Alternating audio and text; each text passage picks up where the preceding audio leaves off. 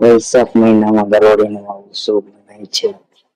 તેની સાવરણી લઈને પુકારવાની કોશિશ ન કરવી જોઈએ. વાસ્તુશાસ્ત્ર મુજબ ગરોળીને શુભ માનવામાં આવે છે. ખાસ કરીને વૈશાખ મહિનામાં જેના પણ લગ્ન ન થતા હોય તેવા લોકોને ખાસ કરીને ગરોળીને ઉગાડવાની કોશિશ ના કરવી જોઈએ. ઘરમાં થતા ઝઘડા માટે ગરોળીને ઉગાડવાનો મુખ્ય કારણ છે તે માની શકાય. વૈશાખ મહિનો વર્ષે એક વખત આવે છે. તમને એક વખત મોકો મળે છે તો વાસ્તુશાસ્ત્ર મુજબ ગરોળીનું થતા તેને અટકાવશો નહીં. વૈશાખ મહિનામાં બીજા 5 જીવ એવા છે જેને તમારે કાળજીપૂર્વક ધ્યાન રાખવું જોઈએ, જે વાસ્તુશાસ્ત્ર મુજબ શુભ માનવામાં આવે છે. પહેલો છે ગાય, બીજું છે કૂતરો, ત્રીજું છે પક્ષીઓ, ચોથું છે કીડીઓ, પાંચમું છે બકરી. વાસ્તુશાસ્ત્ર મુજબ સાવરણીને પવિત્ર માનવામાં આવે છે અને જો તમે ગરોળીને ઉગાડવામાં આવે તો સાવરણી અપવિત્ર થઈ જાય છે અને ધન હાનિ વધુ થાય છે.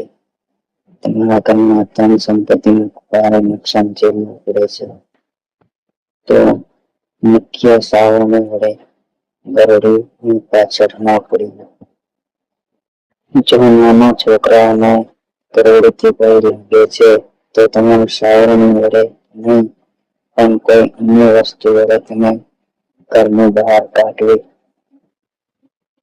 જો તમે રાતે ખાટલા પર સૂતા છો અને દિવાલ પરથી અચાનક તમારી માથે ગરોળી પડે તો તેને અપશુકન માનવામાં આવે છે.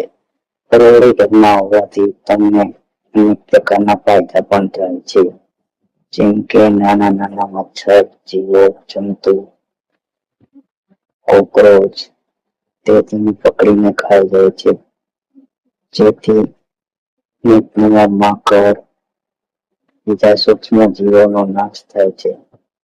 તેથી તમારા ઘરનું રક્ષક પણ ગરોળી બની શકે છે.